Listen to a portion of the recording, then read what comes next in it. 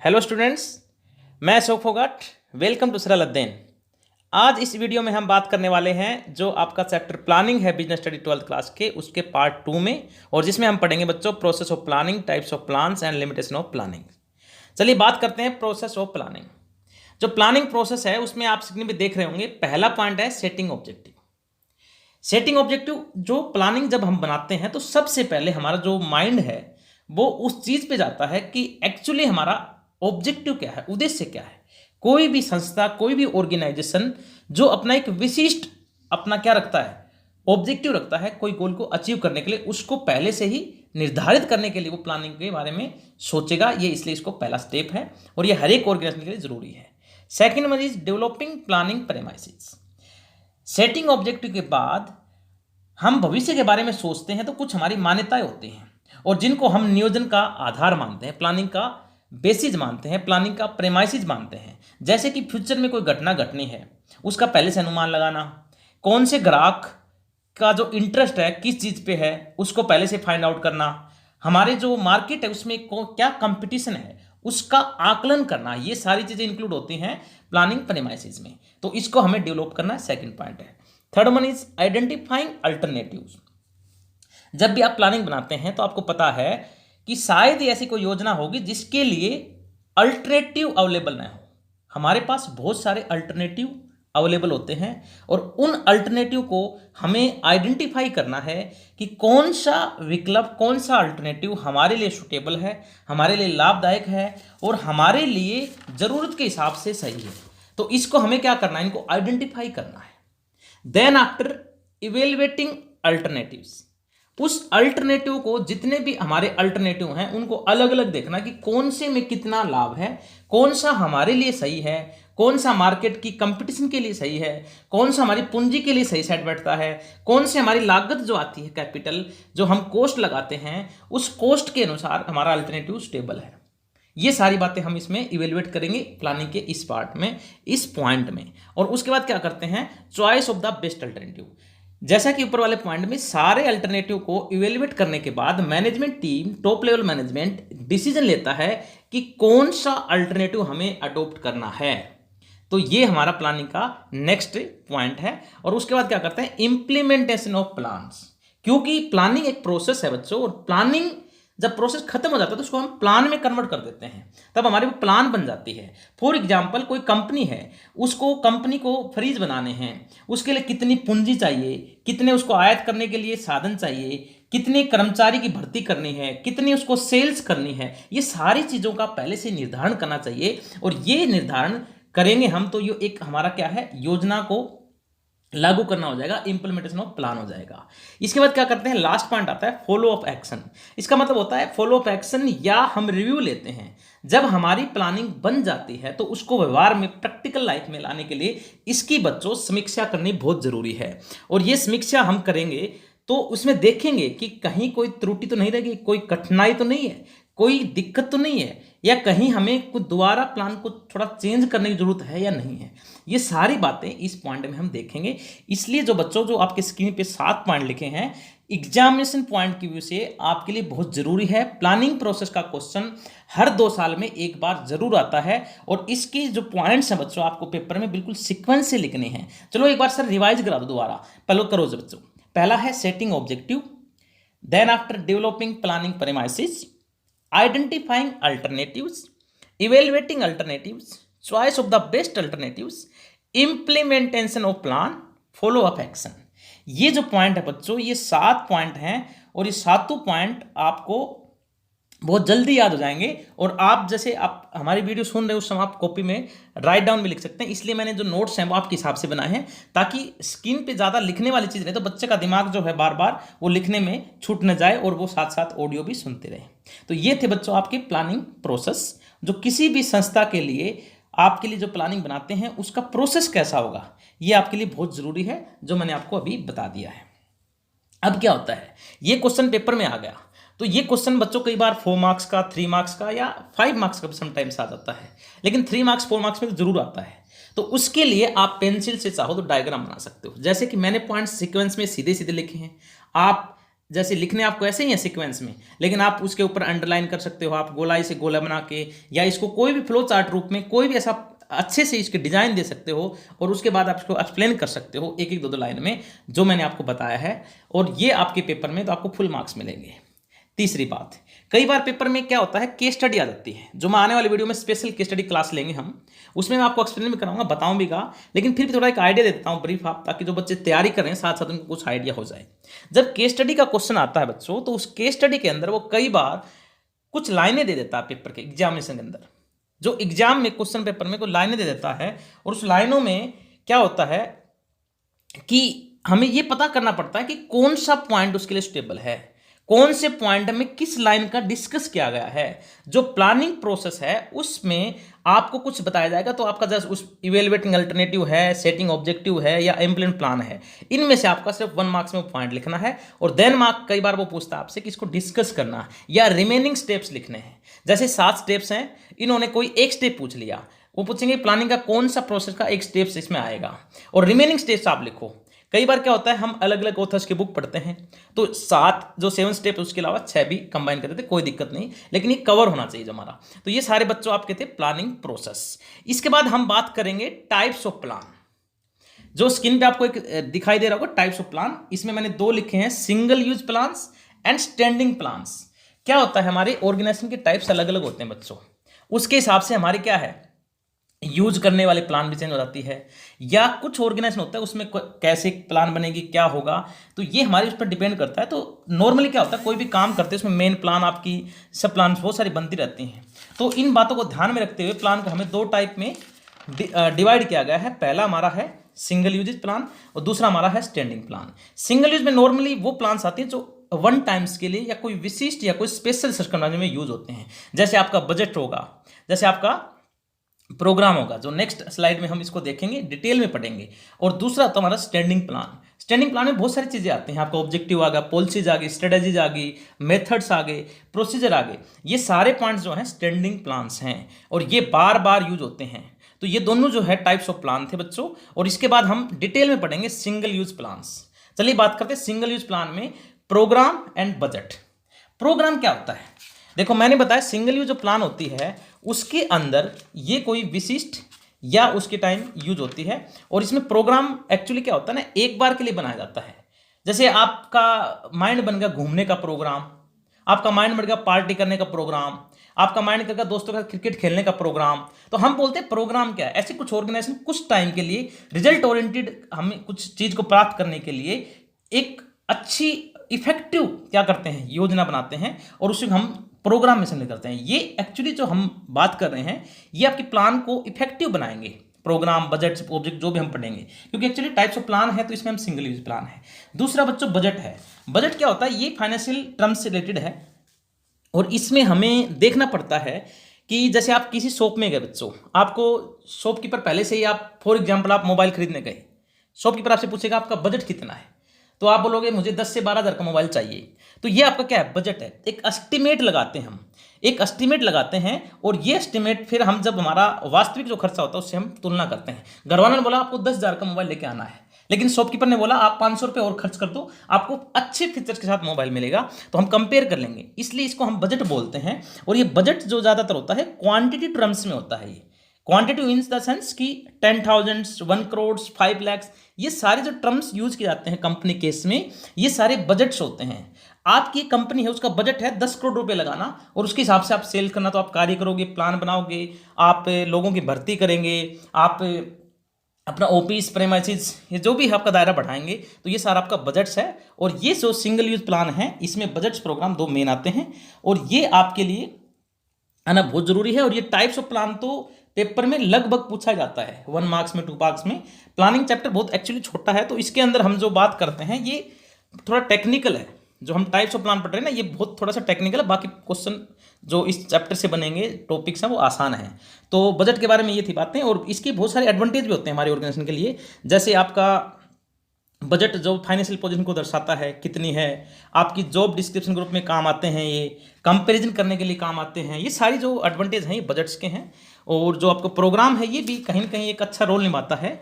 ये भी हमारे जो कोई भी जैसे उत्पादन को बढ़ाने के लिए नई मशीनें खरीदना, नए उपकरणों को चलाने के लिए, कोई भी इतना बाजार में किसी नए उत्पाद को प्रस्तुत करना, इन चीज़ों में भी कहीं ना कहीं हमारे प्रोग्राम को सम्मिलित किया जाता है। तो ये थे बच्चों types of single use plans. अब करते हैं हम जो स्टैंडिंग प्लान है उसके टाइप।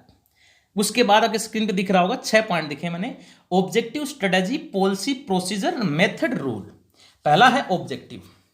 देखो ऑब्जेक्टिव बहुत सारी बच्चों को अच्छे से पता है, हम हमारे प्रैक्टिकल लाइफ में हम पढ़ाई करते हैं, हम कोई चीज़ कुछ भी हम करते हैं जो लॉन्ग टर्म के बारे में सोचते हैं, ये बच्चों एंड पॉइंट होते हैं, ये अंतिम बिंदु होते हैं जो आपकी जो संस्था है, ऑर्गेनाइजेशन, उसका निर्देशन क्रिया को क्या है निर्धारित करते हैं। ये कि आपकी जो, और दूसरी बात, आप जैसे इस साल हमारी जो सेल है उसमें 20% की हमें बढ़ोतरी करनी है, इस बार हमें कैपिटल को 50% बढ़ाना है, इस बार हमें 33% एक्स्ट्रा बेनिफिट चाहिए, ये सारे क्या आपके ऑब्जेक्टिव हैं और उसके हिसाब से आप क्या करते हो, ये काम करना स्टार्ट करते। तभी तो प्लानिंग का पहला पार्ट क्या होता है, पॉइंट सेटिंग ऑब्जेक्टिव।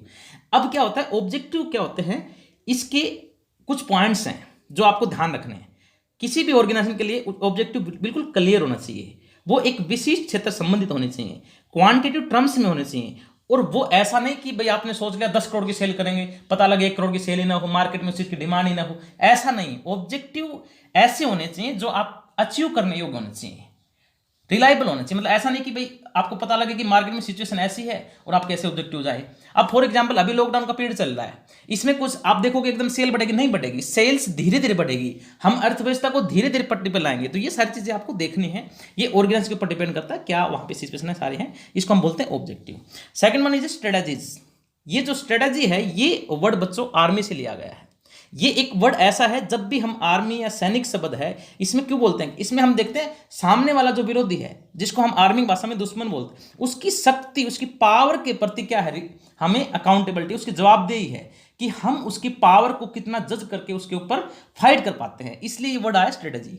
सर इसका ऑर्गेनाइजेशन में क्या रोल है, सर है जब हमारी जो ऑर्गेनाइजेशन है, हमारा जो बिजनेस है, उस बिजनेस जब हम करने जाते हैं तो अच्छे बिजनेसमैन क्या देखते हैं, मार्केट में कंपटीशन कितना है, क्या पता साइड वाला जो दुकानदार है, साइड वाला शॉपकीपर है, या आपकी जो बराबर में कंपनी है सेम प्रोडक्ट की, वो क्या पता कम में चीज बेच रही हो, क्या पता वो ग्राहकों को लुभाने के लिए कुछ इनाम, अट्रैक्टिव कुछ स्कीम्स निकाल रखी हूं, गवर्नमेंट की पॉलिसी क्या है, ये सारी चीजें विश्लेषण करने के बाद हम इसको डिसीजन लेते हैं। इसलिए हमारी स्ट्रेटेजी होना बहुत जरूरी है, और ये कहीं ना कहीं हमारी स्टैंडिंग प्लान का एक बहुत मजबूत हिस्सा है, बहुत इंपॉर्टेंट पार्ट है।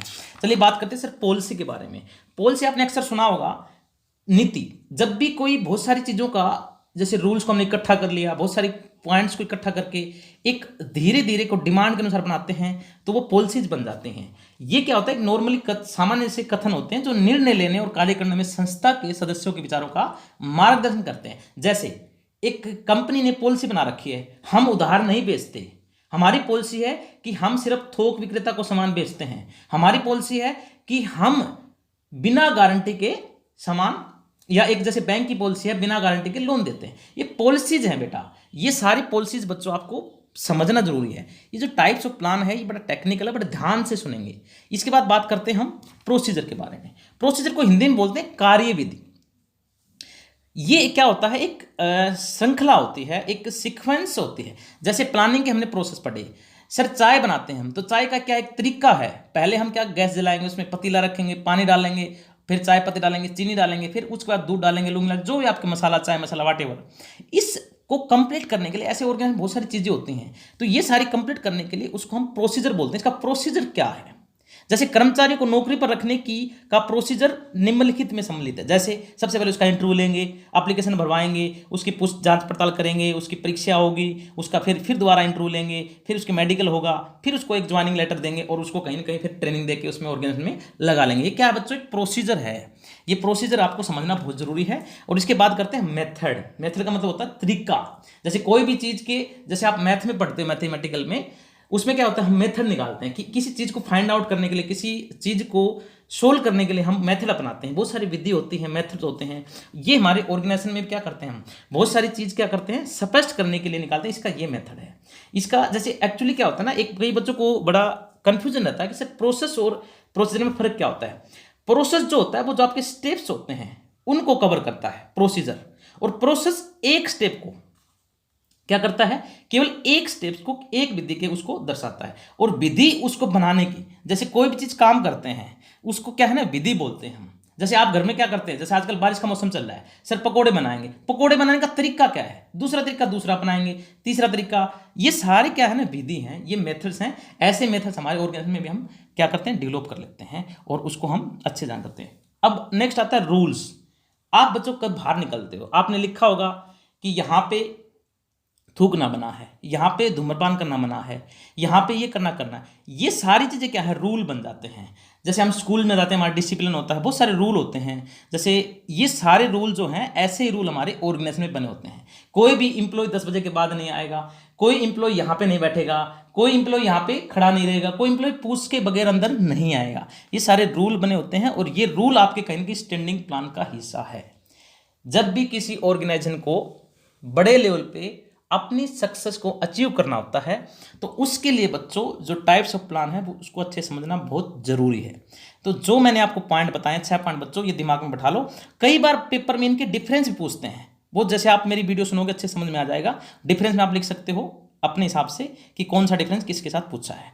चल नेक्स्ट बात करते हैं, difference between single use and standing plans. Single use and standing plan. Single use में क्या करते हैं, पहला सर पर्पस देख लेते हैं। पर्पज क्या है सिंगल यूज का, मैंने पहले ही बताया था कि सिंगल यूज प्लान का पर्पज होता है स्पेशल सर्कमस्टांसेस में, ये एक बार यूज होती है और इसको क्या करते हैं, केवल एक विशिष्ट स्थिति से निपटने के लिए इसको तैयार की जाती है। और जो स्टैंडिंग प्लान होती है ये बार बार स्थिति निपटने के लिए तैयार की जाती है, ये नंबर्स ऑफ टाइम बनाई जाएगी, इसलिए मैंने लिखा रिकरिंग सर्कमस्टांसेस। ये बेटा मैंने की पॉइंट लिखे हैं, आप अपने हिसाब से इनको यूज करते नोट्स बना सकते हो। दूसरा हमारा यूजेज है। यूजेज का मतलब सर ये जो हमारी सिंगल यूज प्लान होती है इसको किसी विशिष्ट प्रयोजन के लिए या कोई विशिष्ट काम के लिए क्या करता है, ओनली फॉर स्पेशल वर्क। और स्टैंडिंग प्लान होता है यूजेज अगेन एंड अगेन, ये बार बार यूज किया जाता है। थर्ड हमारा ड्यूरेशन है। सिंगल यूज प्लान है, जैसे नाम से ही पता हमें, तो इसका टाइम कम लगेगा। ये क्या होता है, शॉर्ट टर्म के लिए यूज होती है। ये जैसे हम प्लान बनाते हैं, जैसे आपका प्रोग्राम है, प्रोग्राम बन गया पार्टी करने का, पार्टी जैसे खत्म होगी प्लान चेंज खत्म, अब दूसरी प्रोग्राम बनेगा। बजट क्या है, इस साल का बना दिया, 3 महीने का बना दिया, 2 महीने का बना दिया, जितने दिन का बजट बनाते हो आप, तो उसके बाद जैसे बजट खत्म होता है तुम्हारा खत्म, क्योंकि बजट किसका पार्ट है, सिंगल यूज का। इसीलिए इन प्लानों को बोला जाता है कि इसका टाइम थोड़ा होता है। दूसरा होता है ड्यूरेशन लंबा, किसका, स्टैंडिंग प्लान का। ये योजना लंबे अवधि के लिए बनाए जाते हैं। एक किसी ऑर्गेनाइजेशन ने ऑब्जेक्टिव बनाया कि आने वाले 5 सालों में हमें 10 करोड़ की सेल्स करनी है। ये क्या है, आपका लॉन्ग टर्म विजन है, लॉन्ग टर्म ऑब्जेक्टिव है, इसलिए हम इस स्टैंडिंग पार्ट का एक पार्ट है स्टैंडिंग प्लान का, इसीलिए इसको लॉन्ग टर्म्स के लिए यूज किया जाता है। और ये सारी प्लान बच्चों बार बार यूज किए जाते हैं। एग्जाम्पल देखो, प्रोग्राम बजट है, किसका एग्जाम्पल है, सिंगल यूज का।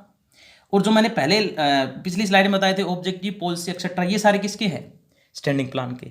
तो ये थे आपके डिफरेंस बिटवीन, और आपके जब अंदर के डिफरेंस पूछे ना तब भी आप इसमें अच्छे से लिख सकते हैं कि प्रोसीजर बिटवीन पॉलिसी का डिफरेंस क्या है, स्ट्रेटेजी और उसमें डिफरेंस क्या है। अब बात करते हैं लिमिटेशन ऑफ प्लानिंग।